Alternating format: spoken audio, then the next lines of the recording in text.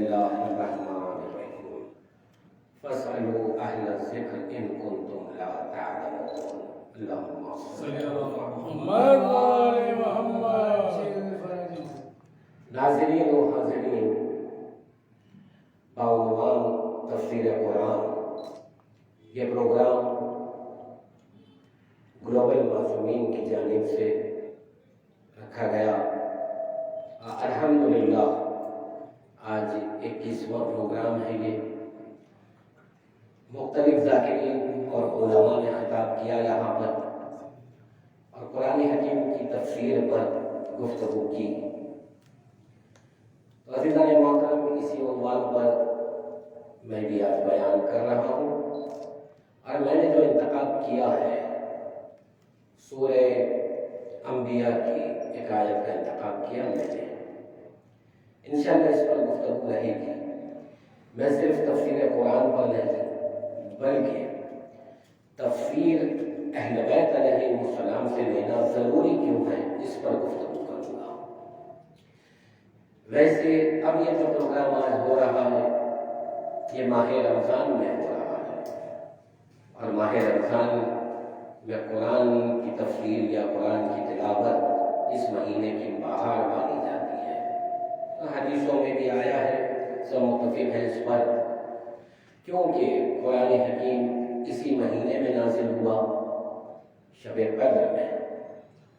تو یہ مبارک مہینہ ہے، اور اس میں جتنی آپ تلاوت کریں گے قرآن حکیم کی، تو باقی مہینوں میں آپ جو تلاوت کرتے ہیں یا مطالعہ کریں یا تفسیریں پڑھیں تو اس سے 1000 گنا زیادہ ثواب اس مہینے میں ملے گا۔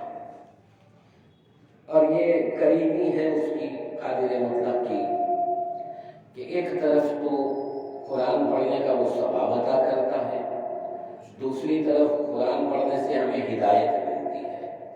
یعنی دیکھیں آپ کہ وہ کیسا رحیم ہے، رحمان ہے، کہ ایک تو ہم کتاب پڑھ رہے ہیں اس کی ہدایت کے لیے، عبرت کے لیے، نصیحت کے لیے، لیکن ہم اپنے فائدے کی بات کر رہے ہیں اور وہ ثواب عطا کر رہا ہے۔ تو یقیناً جو اس کا اعلان ہے حدیث رسول میں ہے کہ ہر بندے سے وہ 70 ماہوں کی محبت رکھتا ہے، تو اسی طرح اس کی محبت کا اظہار ہوتا رہتا ہے بندوں پر۔ اور ہر مسلمان کو چاہیے کہ وہ امت محمدی میں ہے تو قرآن کو اللہ کا کلام مانتا ہے، تو ظاہر سی بات ہے کلام الہی سے مراد کیا ہے؟ مطلب وہ یہ چاہتا ہے کہ میں بندوں کو ہدایت کرنا چاہتا ہوں، اور میرا مقصد کیا ہے؟ اور قرآن حکیم کے لیے ایک خاص بات یہ ہے جو آیت میں بھی بیان ہوا، اور امام محمد باقر علیہ السلام کا ارشاد کہ اس میں ہر کچھ کو تک ذکر ہے۔ انشاءاللہ اس پر بھی میں بھی بات کروں گا، لیکن ابھی میں آغاز کرتا ہوں اس بات سے کہ کیوں ضروری ہے کہ ہم اہل بیت اطہار سے تفسیر قرآن حاصل کریں۔ اس پر ایک اہم نقطۂ فکر میں آپ تک پہنچانے کی سعادت حاصل کروں گا۔ میں نے آیت کا انتخاب کیا ہے فَاسْأَلُوا أَهْلَ الذِّكْرِ إِن كُنتُمْ لَا تَعْلَمُونَ۔ اللہ رب العزت ارشاد فرماتا ہے کہ اہل ذکر سے پوچھو اگر تم نہیں جانتے، یا یوں آپ ترجمہ کر لیں کہ اہل ذکر سے پوچھو جو تم نہیں جانتے۔ اس آیت کو پڑھتے ہی ایک نظریے کی رد ہو گئی فوراً، کیونکہ کچھ لوگوں کا یہ خیال رہا ہے کہ حسبنا کتاب اللہ، ہمارے لیے اللہ کی کتاب کافی ہے، مگر یہ کتاب خود کہہ رہی ہے کہ اہل ذکر سے پوچھو جو تم نہیں جانتے۔ تو مطلب یہ ہوا کہ تنہا یہ قرآن حکیم ہدایت کے لیے کافی نہیں ہوتا، بلکہ اللہ نے کچھ ایسی ہستیوں کو رکھا ہے جنہیں اہل ذکر کہا ہے، تو ان سے ہدایت لینا بہت ضروری ہے۔ اب یہاں پر آیت میں ارشاد ہوا فَاسْأَلُوا، سوال کرو اہل ذکر سے، تو اس پر میں امام جعفر صادق علیہ السلام کا ارشاد بیان امام فرماتے ہیں کہ علم ایک خزانہ ہے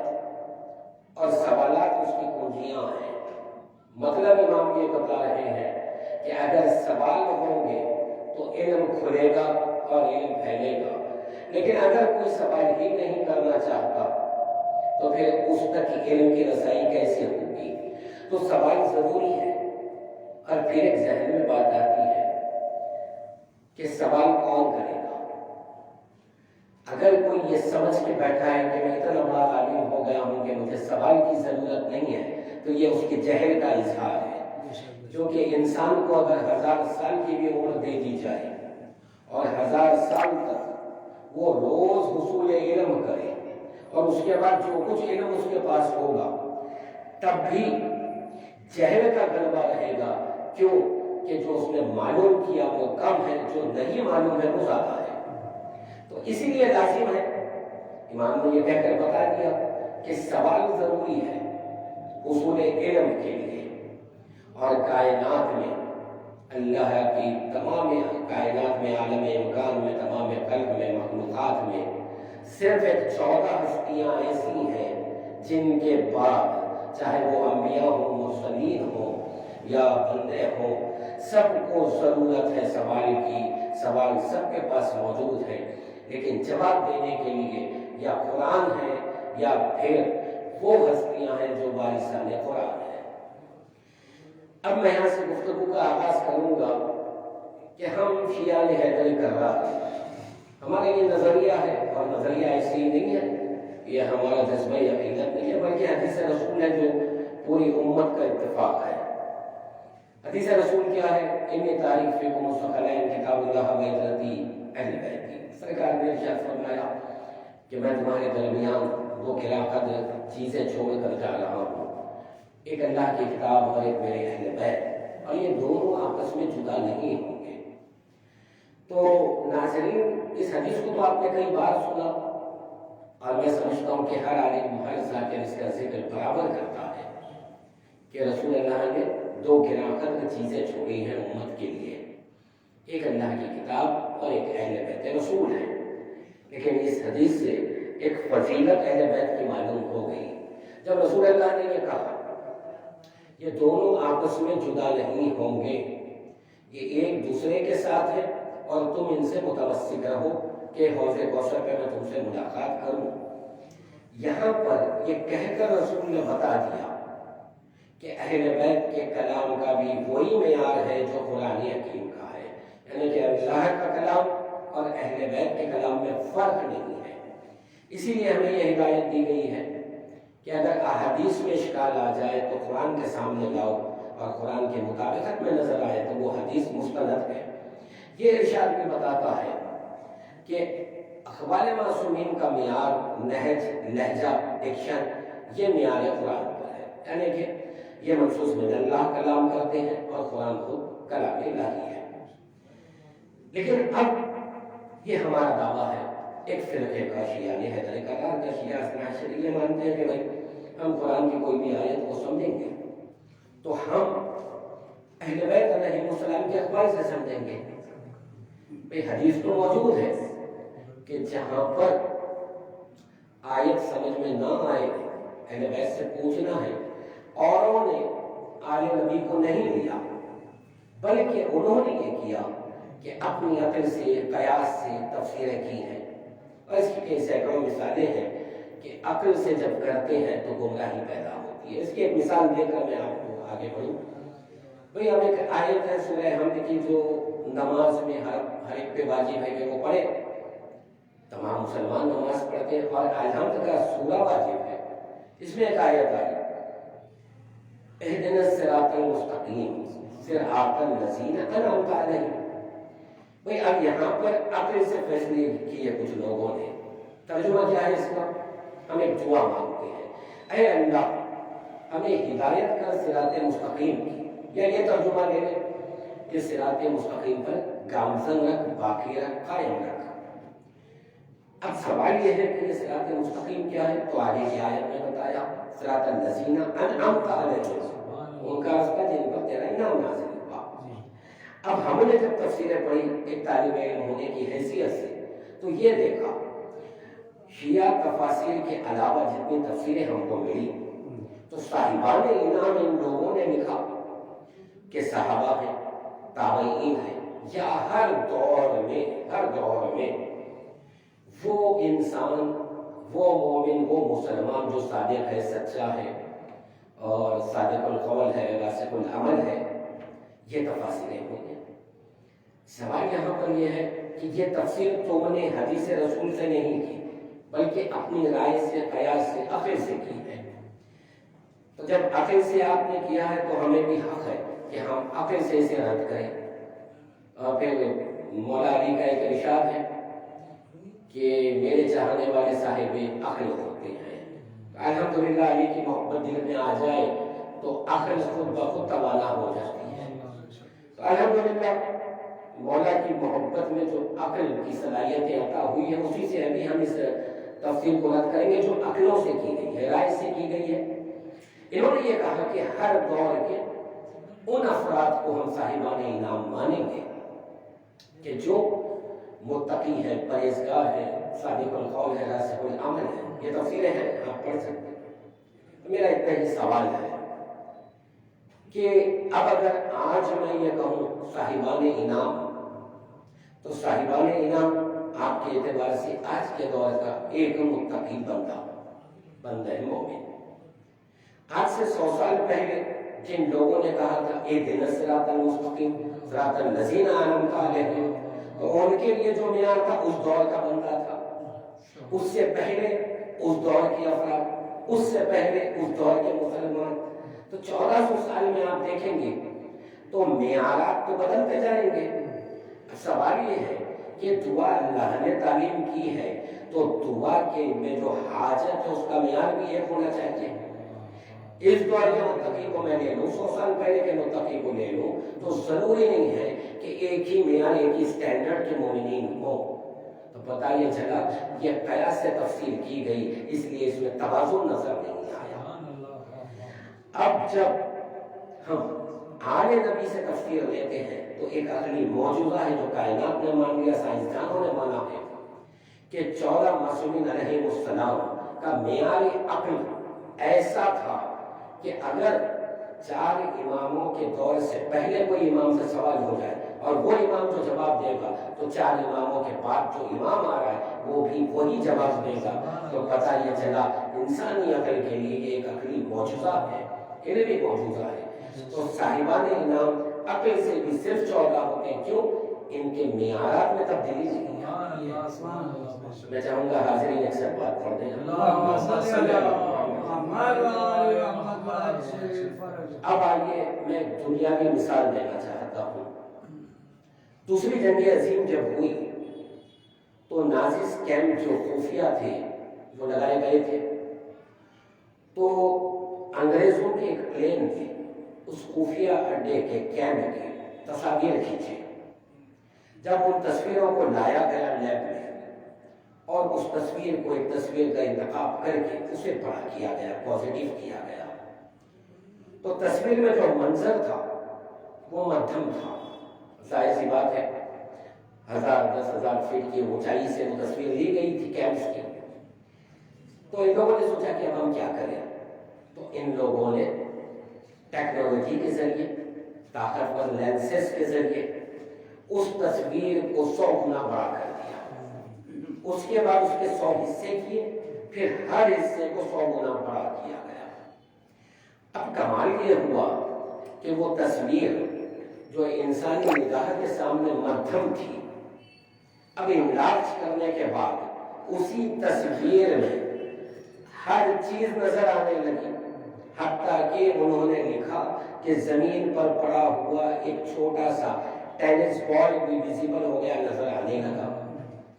तो ये वाकया तो हुआ, जरूरी नहीं था कि मैं वाकया सुनाऊं। ये एक ऐसा तजुर्बा है कि जो आज भी आप कर सकते हैं, इसमें कोई अजब नहीं है।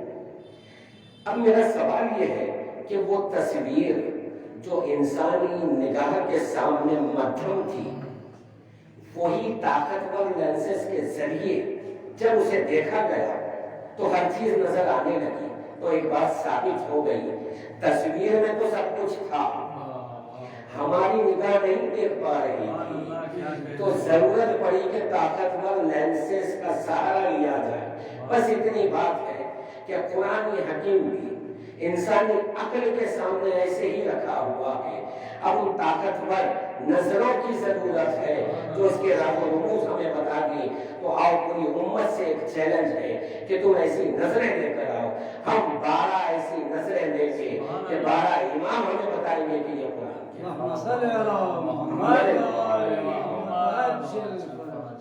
انشاءاللہ. اب میں یہ بتاؤں گا کہ قرآن حکیم پر جب کوئی سوال آیا ہے تو انہیں لوگوں نے جواب دیا ہے. تو یہ نہ سمجھیں کہ جب تک اہل بیت اطہار اپنی ظاہری زندگی میں تھے تو وہ قرآن کی حفاظت کر رہے تھے. نہیں، بلکہ آج بھی ان کے اقوال حفاظت کرتے ہیں قرآن کی، بلکہ قرآن کی عزت کی لاج بچاتے رہتے ہیں. مثال کے طور پر ایک سوال آیا، قرآن میں تو اللہ نے یہ کہا کہ میں قادر مطلق ہوں، ہر شے کا خالق ہوں. ایک بندے نے آج جو کہ کمیونسٹ ہے، ڈاکٹر شیلندر نامی، اس نے آج سے 20 سال پہلے حیدرآباد ہی میں وہ سیشن ہوا تھا ہیبٹس پر یوٹیلیٹی بلڈنگ میں، اس نے بہت بڑا چیلنج کیا. اس نے کہا کہ میں ہر مذہب سے بات کر سکتا ہوں اگر ان کے نمائندے آ جائیں، اور میں ثابت کر دوں گا کہ کوئی خالق نہیں ہے. اس نے اسلام پر ایک سوال کیا اور بڑی کاری ضرب لگا دی اس نے اسلام پر. اس نے یہ کہا کہ قرآن میں مسلمانوں کا اللہ یہ کہتا ہے کہ ہر شے کا خالق میں ہوں. اس بات سے انکار کون کرے گا کائنات میں؟ کوئی مسلمان نہیں کر سکتا. سب کو یہی کہنا ہے کہ ہر شے کا خالق وہ. اب اس نے کہا پھر یہی قرآن کہتا ہے کہ جو نیک بندے ہیں ان کے لیے جنت، جو برائی کریں گے ان کے لیے جہنم، جو حق پر ہے وہ کامیاب، جو باطل پر ہے ناکام. تو اس نے سوال کیا کہ جب ہر شے کا خالق اللہ ہے تو انسان کا تو اختیار ہی نہیں ہے. اب وہ اچھا کرے یا برا کرے تو اچھائی کا بھی خالق وہ ہے، برائی کا بھی خالق وہ ہے. تو سزا انسان کو کیوں مل رہی ہے؟ بلکہ حد یہ ہو گئی کہ میں اس فرقے کا نام نہیں لوں گا، لیکن مسلمانوں میں یہ نظریہ ہے اور بہت بڑا فرقہ ہے، ان کا بھی کہنا یہی ہے کہ نہیں بھائی جو کچھ کرتا ہے اللہ کرتا ہے. اور یہ نظریہ پیش کرتے ہیں کہ پتا بھی اللہ کی مرضی کے بغیر اپنے مقام سے نہیں ہٹتا، تو بھلا کوئی انسان اپنی مرضی سے کوئی کام کیسے کرے؟ یہ بہت بڑے فرقے کا اپنا نظریہ ہے، کتابوں میں موجود ہے. تو میرا سوال یہ ہے کہ بھائی اگر میں گناہ کر دوں اور آپ کا یہ کہنا ہے کہ یہ اللہ کی مرضی سے ہوا تو اس کی سزا مجھے کیوں مل رہی ہے؟ تو جیسا ڈاکٹر شیلندر نے ایک الزام لگایا تھا، ایک ضرب لگائی تھی، وہ تو آپ بھی راضی ہیں اس کے لیے. یہی ہوتا ہے کہ جب قرآن صامت کو سمجھنے کے لیے قرآن ناطق کی مدد نہیں لی جاتی ہے تو یہ گمراہیاں پیدا ہوتی ہیں. آئیے، یہ سوال ہوا تھا امام جعفر صادق، اور اگر یہ سوال امام سے نہیں ہوتا اور امام اس کا جواب نہیں دیتے، لٹریچر میں موجود نہیں ہوتا، تو آج بھی یہ سوال کا جواب پوری امت کے علماء مل کر بھی نہیں دے سکتے. اور امام سے کیا سوال کیا، اور سوال کرنے والے کا احسان ہے کہ اس نے پوچھ کر ہمیں بتا دیا. سوال یہ کیا اس نے امام سے کہ فرزند رسول یہ بتائیں کیا ہر شے کا خالق اللہ ہے؟ اب یہاں پر سوائے ہاں کے کوئی جواب نہیں دے سکتا، لیکن کیونکہ یہ وہ لوگ ہیں، بلکہ میں اکثر یہ کہتا ہوں تقاریر میں، مجلسوں میں جملہ، کہ یہ تو وہ لوگ ہیں، یہ صرف وارث نہیں ہے کتاب کے، بلکہ ان کے اعمال پر قرآن لکھی تھی. یہ عمل کرتے گئے، اللہ نے اسے کلام خدا بنا دیا. بس اتنی بات ہے، اور یہی بتائیں کہ یہ راز و رموز کیا ہے. اب سوال آیا فرزند رسول کیا ہر شے کا خالق اللہ ہے؟ امام نے کہا بے شک ہر شے کا خالق اللہ ہے، صرف ایک شے کو چھوڑ کر. اب وہ بندہ پریشان ہوا کہ مولا وہ کیا شے ہے جس کا خالق اللہ نہیں ہے؟ اتنا حاکمانہ جملہ، بلیغ جملہ ہے امام کا کہ جس پر مجھ جیسا ایک طالب علم کا مطالعہ 1000 صفحے کی کتاب لکھ سکتا ہے تو علماء نہ جانے کتنی جلدیں لیں گے. امام نے ایک جواب دیا خوبصورت سا، کہا کہ ہر شے کا خالق اللہ ہے ایک شے کو چھوڑ کر، اور وہ شے ہے باشعور بندے کے افعال، یعنی کہ ایک نارمل انسان ہے، مجنون نہیں ہے، اب اس کے جو فعل ہوں گے، جو حرکت ہوگی، جو اعمال ہوں گے، اس کا خالق وہ بندہ ہے، اللہ نہیں ہے۔ تھوڑا میں اسے سمجھاؤں، خلاصہ کروں کہ شراب کا خالق بھی اللہ، انسان کا خالق بھی اللہ، لیکن شراب پینے کا جو عمل ہے، فعل ہے، اس کا خالق وہ انسان خود ہے۔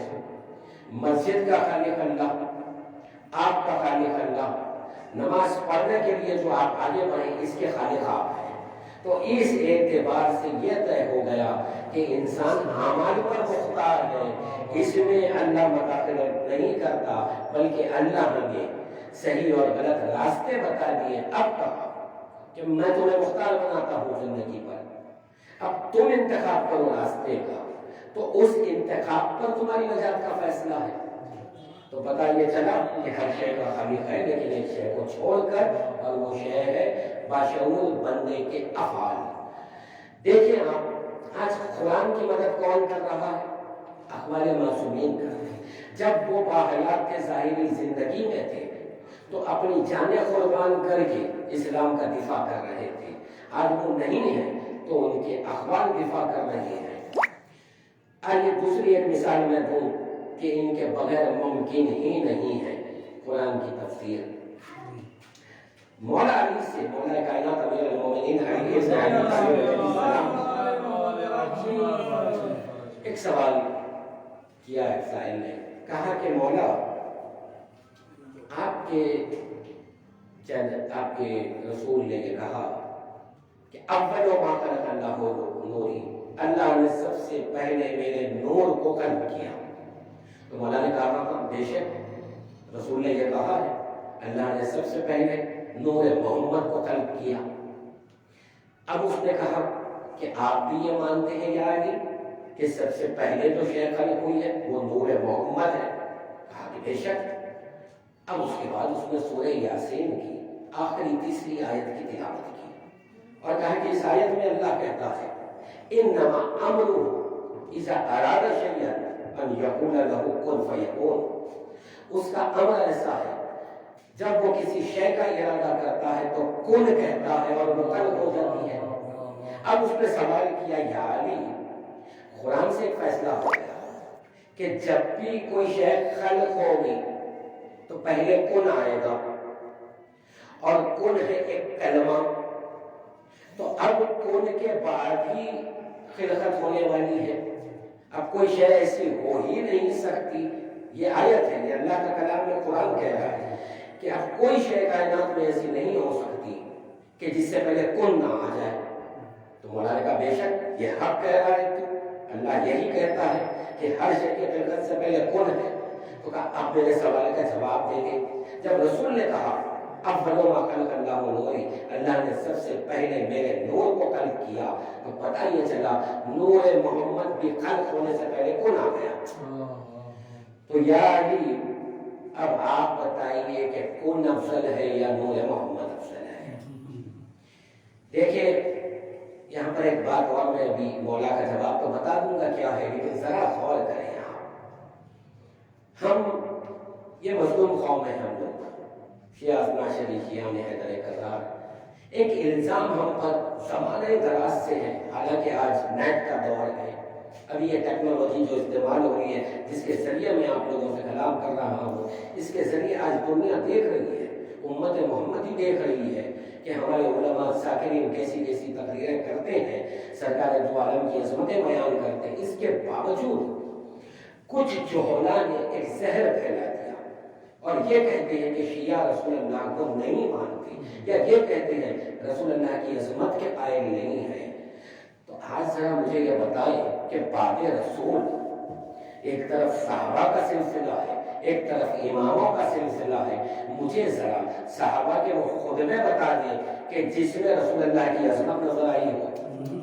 ہم سینکڑوں کتابیں رکھ دیں گے، 5ویں امام 8ویں امام مولا علی کہ جنہوں نے اپنے خطبات میں رسول کی عظمت کو بیان کیا۔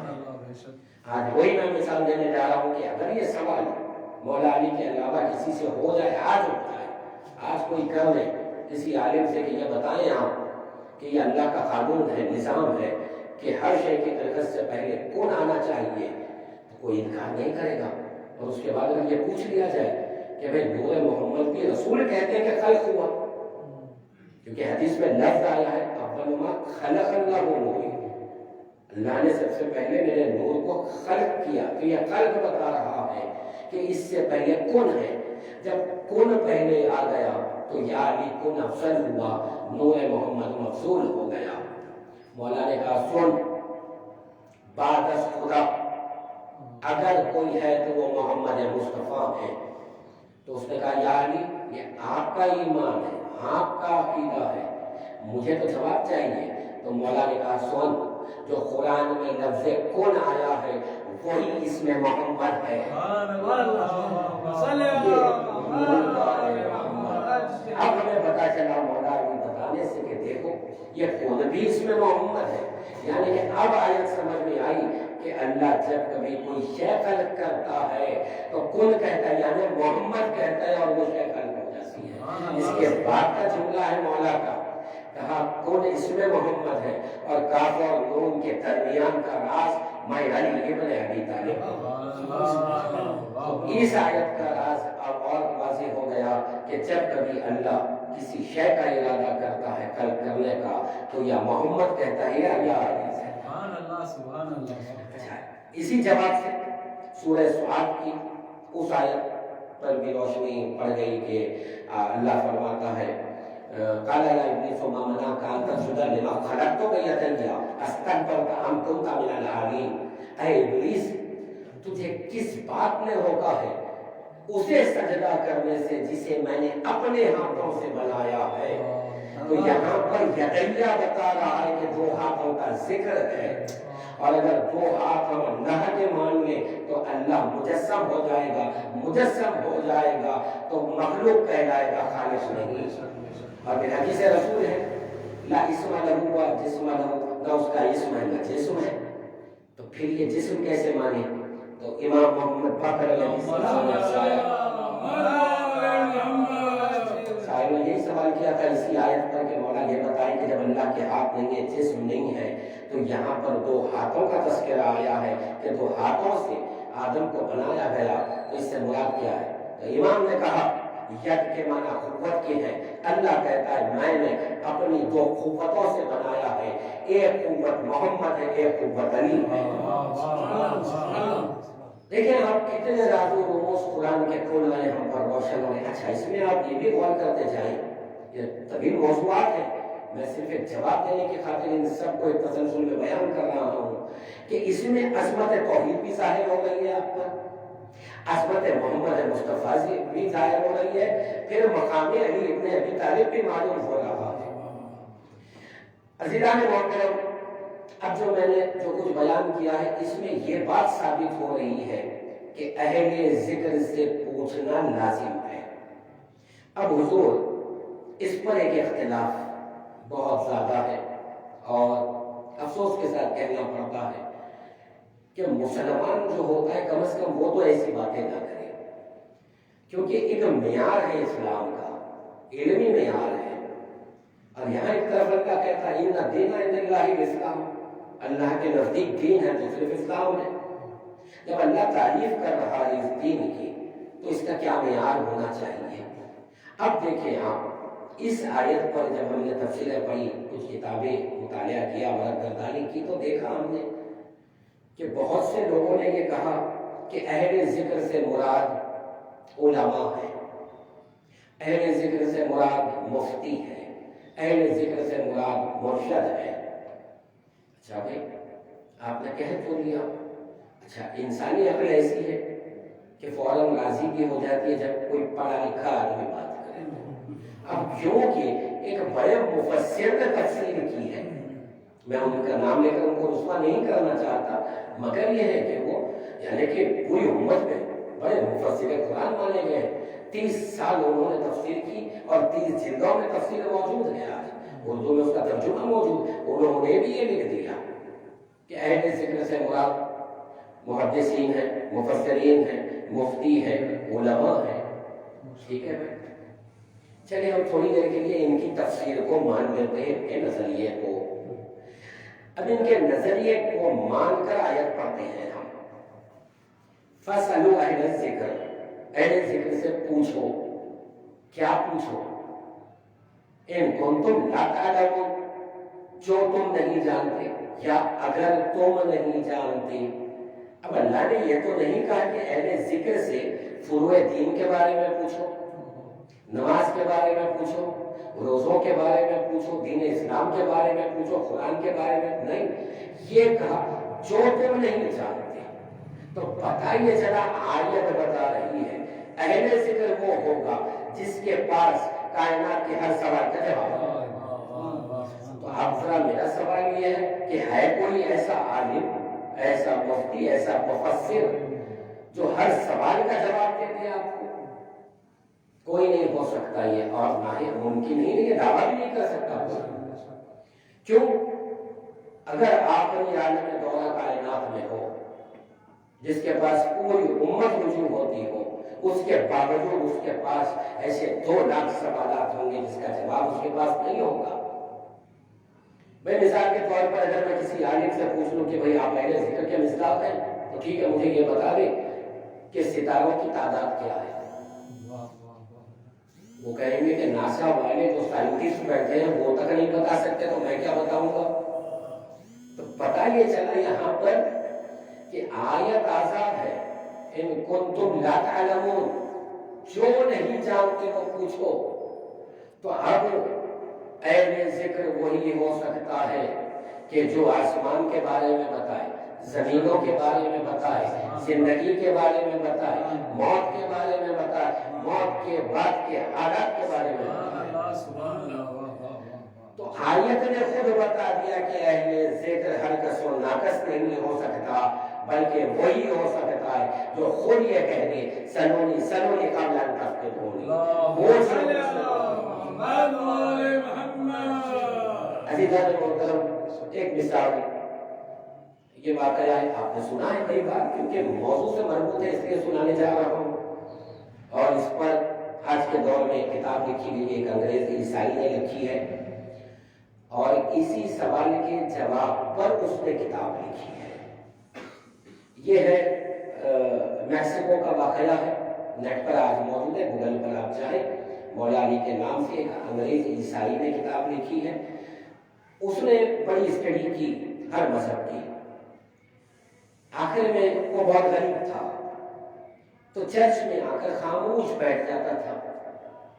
جب سب لوگ پریئرز کر کے عبادت کر کے چلے جاتے تھے کہ تنہا بیٹھا رہتا تھا. ایک دن وہ فادر نے، وہ پادری نے جو ان کے عالم ہوتا ہے، اس نے کہا کہ سن میں کئی دنوں سے دیکھتا ہوں کہ تو خاموش یہاں بیٹھتا ہے، آخر تیری ایسی کیا حاجت ہے، کیا پریشانی ہے؟ تو اس نے کہا کہ میں کیا بتاؤں، میں نے ہر مذہب کو پڑھا، اپنے مذہب کو، عیسائی مذہب کو پڑھا، یہودیوں کو پڑھا، توریت پڑھی، قرآن پڑھا، اسلام پڑھا. میں اس لیے پڑھ رہا تھا کہ میں ایک ایسی شخصیت کو ڈھونڈ رہا تھا کہ جس میں کوئی کمی نظر نہ آئے، کوئی عیب نظر نہ آئے. تو مجھے وہ شخصیت تو مل گئی. تو اس میں فادر نے کہا کہ کون ہے وہ؟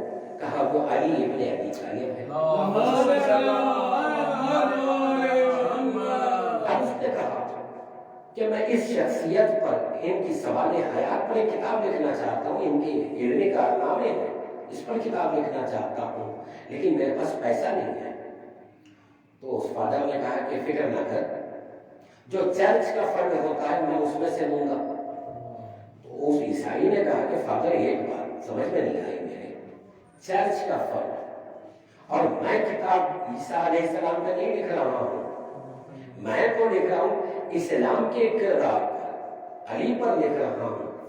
تو پھر یہ کرم فرمائیں کیوں؟ تو اس نے کہا تجھے نہیں معلوم ہے، یہی تو وہ علی ہے کہ جب یہ خلافت پر آئے تو ہم عیسائیوں پر سے جزیہ معاف کر دیا. احسان ہے علی کا دوسرے مذاہب پر بھی، قوموں پر. اب میں وہ راز پر، وہ کتاب موجود ہے، میں نوجوانوں کو چاہوں گا کہ یہ کتابیں پڑھیں، نیٹ پر جا کر، انگلش میں ہے اور ابھی کسی نے اس کا ترجمہ نہیں کیا ہے. یہاں پر وہ کیوں پسند کیا علی کو؟ جو سوال و جواب آپ لوگ کئی بار ممبروں سے سنے ہیں کہ مولا سے لوگوں نے جمع ہو کر ایک سازش کی کہ کوئی ایسا سوال کر لیں علی سے کہ جواب دینے میں انہیں کافی تفصیل وقت لگے، اور اگر جواب میں وہ تاخیر ہو جائے تو وقت فضیلت نماز کا ٹل جائے گا۔ یہ سازش کر کے آئے اور عین اس وقت مولا علی سے سوال کیا کہ جب آپ مصلی پہ کھڑے ہیں، ابھی تکبیرۃ الاحرام نہیں کہا، پیچھے سے ایک نے سوال کیا، جاری ایک سوال ہے، یہ بتائیں کون سے جانور انڈے دیتے ہیں، کون سے جانور بچے دیتے ہیں؟ مشہور جواب ہے، یہ سبھی جانتے ہیں۔ ان کا مقصد کیا تھا کہ یہ تو سوال ایسا ہے کہ جواب میں تفصیل لگے گی، ایک فہرست لکھنی پڑے گی، اگر یہ تاخیر ہو جائے تو وقت فضیلت ٹل جائے گا، تو ہم یہ کہیں گے علی آپ نے وقت پہ نماز نہیں پڑھی، اور اگر علی یہ کہہ دے نماز کے بعد جواب دو تو دعوی سلو نہیں چھوٹا ہو جائے گا۔ جیسی سوال کیا مولا نے پلٹ کر کہا، جس کے کان باہر ہیں وہ بچے لیتے ہیں، جن کے کان اندر ہیں وہ انڈے دیتے ہیں۔ سیدھا جواب دے دیا۔ اس انگریز نے اسے پڑھنے کے بعد وہ یہ کہتا ہے کہ میں بہت سوچا کہ علی نے اپنی زندگی میں کبھی سفر کیا دنیا کا، کبھی ٹریولنگ کی، یعنی کہ وہ عرب سے نکل کے کبھی وہ یورپ آئے، کبھی افریقہ گئے، اگر یہ سفر کر کے تحقیق کر کے یہ جواب دیتے تو بات سمجھ میں آتی، لیکن عرب میں بیٹھ کر بغیر تحقیق ایسے سوال کا جواب کہ جس کے لیے تحقیق لازمی ہے اور ایسا مکمل جواب علی نے دیا، تو اس کا مطلب یہ علی کوئی معمولی شخصیت نہیں ہے، یہ کوئی اللہ کا ایسا نمائندہ ہے جو کائنات کی ہر شے کے بارے میں جانتا ہے۔ یہ اس کی اپنی فکر ہے۔ دیکھیے آپ، ہمیں ناز کرنا چاہیے کہ ہم کس قوم میں پیدا ہوئے، کس کے چاہنے والے ہیں۔ بس اسی سے مربوط، کیونکہ اب جب بات آ گئی ہے مولا کی اور سوال و جواب کی، تو ایسے ہی ایک واقعہ ہے اور اس میں فضیلت بھی ظاہر ہو جائے گی، کیونکہ ہم لوگ ایسے ہیں علی والے کہ چاہے بات قرآن پر ہو، چاہے توحید پر ہو، چاہے رسالت پر ہو، چاہے شریعت پر ہو، بس ہمارا دل یہ چاہتا ہے کہ علی کی بات ہو جائے، اور یہ شریعت نے بھی موقع دیا، قرآن نے بھی موقع دیا، توحید نے بھی دیا، رسالت نے بھی۔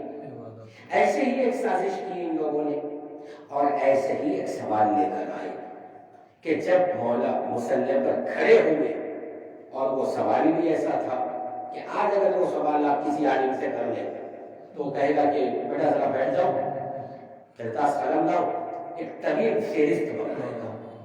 جب سوال کیا ان لوگوں نے، کہا یار یہ بتائیں نیکی کیا ہے، بدی کیا ہے؟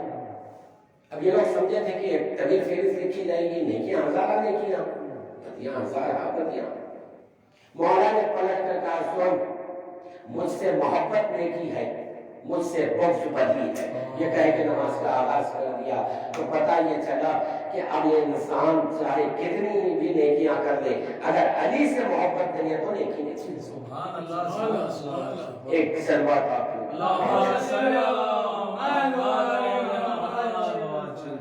بہرحال میرا مقصد یہی تھا کہ قرآن حکیم سے تفسیریں بھی میں نے بیان کی ہے کہ لازم ہے، واجب ہے کہ آل نبی کی مدد لی جائے، کیونکہ ان کے بغیر ایک آیت ہم نہیں سمجھ سکتے ہیں، اور یہ بھی بالسان کتاب ہے، اور رسول اللہ نے یہ دو گرا کرد چیزیں اسی لیے چھوڑی تھی۔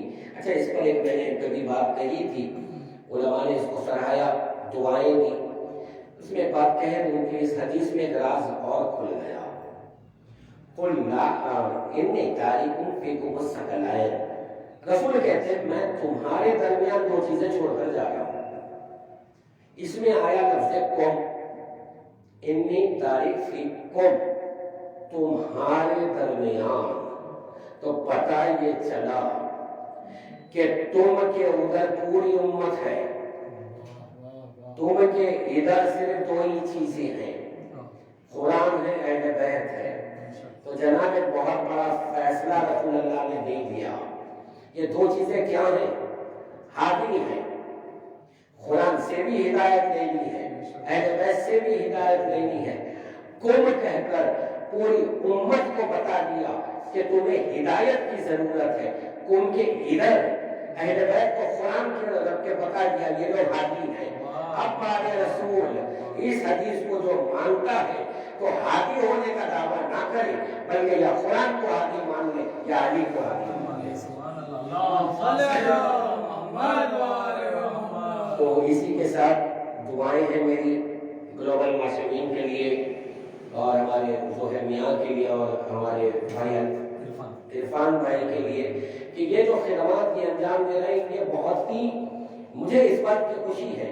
دیکھیں میں معذرت کے ساتھ ایک بات کہوں گا، ہم بھی مجلس سے پڑھتے ہیں اور بھی علماء ذاکرین ہیں مجلس سے پڑھتے ہیں، لیکن مجلسوں میں یہ ہوتا ہے کہ ایک مخصوص موضوع پر بات ہو جاتی ہے، لیکن یہاں پر انہوں نے جو عنوان رکھا ہے یہ اتنا اہم ہے کہ اس میں ترسیل ہو رہی ہے۔ یعنی اگر گھر بیٹھ کر آج مومنین اس پروگرام کو دیکھیں گے تو انہیں قرآن کی تفسیر کا مطلب کیا ہے، یعنی مکمل ہدایت آپ کو مل رہی ہے، مقصد اسلام پورا ہو رہا ہے، بلکہ کتاب کا مقصد پورا ہو رہا ہے۔ کیوں؟ کتاب کا آغاز ہے الف لام میم ذالک الکتاب لا ریب فیہ ھدی للمتقین، اللہ کہتا ہے اس کتاب میں کوئی شک نہیں ہے اور یہ متقین کے لیے ہدایت ہے۔ تو پتہ یہ چلا قرآن بے شک ماہ رمضان میں ہم تلاوت کر کے ثواب کمائیں، لیکن یہ مقصد قرآن نہیں ہے، مقصد قرآن ہدایت ہے۔ تو یہ پروگرام کے ذریعے ان لوگوں نے وہی کام کیا ہے کہ مختلف علماء ذاکرین آ کر جب تفسیر قرآن بیان کر رہے ہیں تو یہ قرآن کے مقصد کو پورا کر رہے ہیں۔ تو انشاءاللہ میری دعا ہے کہ بقدرت محمد و آل محمد اللہ اس پروگرام کو ترقی عطا کرے اور یہ دور دور تک مومنین اس سے استفادہ کریں، اور دنیا میں جہاں جہاں مومنین ہیں بتصدق باب الحوائج، اے اللہ یہ دور بڑا عذاب کا ہے، کرونا وائرس ہے پھیلا ہوا، مومنین گھبرائے ہوئے ہیں، ان سب کی حفاظت فرما اور ہمارے دلوں میں اہل بیت علیہ السلام کے محبت کی جو روشنی ہے اس میں دن بہ دن اضافہ کرتا ہے۔ اللہم میں اختتام پر معروضہ ہے ظہر کا، تو یہ ان کی یہ خواہش رہی ہے اور یہ اچھا کام ہے۔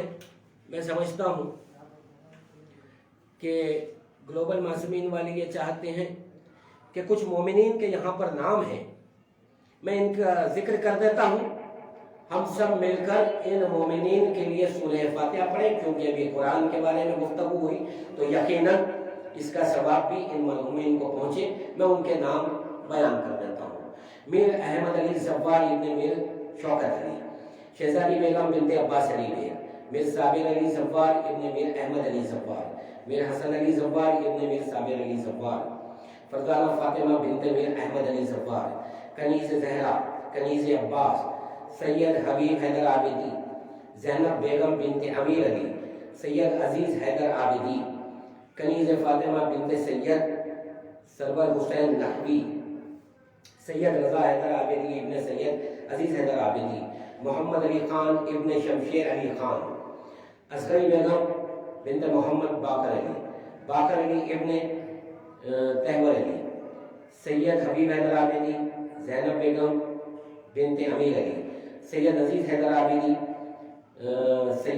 ابن سید حبیب حیدر عابدی، کنیز فاطمہ بنت سید سرور حسین نقوی، سید رضا حیدر عابدی ابن سید عزیز حیدر عابدی، میر وزیر علی ابن میر احمد محمد علی، عالیہ فاطمہ بنت مرزا شبیر علی، سیدہ طاہرہ بیگم بنت سید زین العابدین، سید زین العابدین نقوی ابن سید محمود حسین، سید قائم محمود ابن سید زین العابدین نقوی، سید قاسم محمود ابن سید زین العابدین نقوی، حسینی بیگم بنت سید مظفر حسین عابدی، سید نثار حسین رضوی ابن سید رضا حسین رضوی، معصومہ بیگم بنت مرزا سجاد علی بیگ، زہرا سلطانہ بنت عباس علی مرزا، سید سجاد حسین رضوی ابن سید نثار حسین رضوی، سید اکبر حسین رضوی ابن سید نثار حسین رضوی۔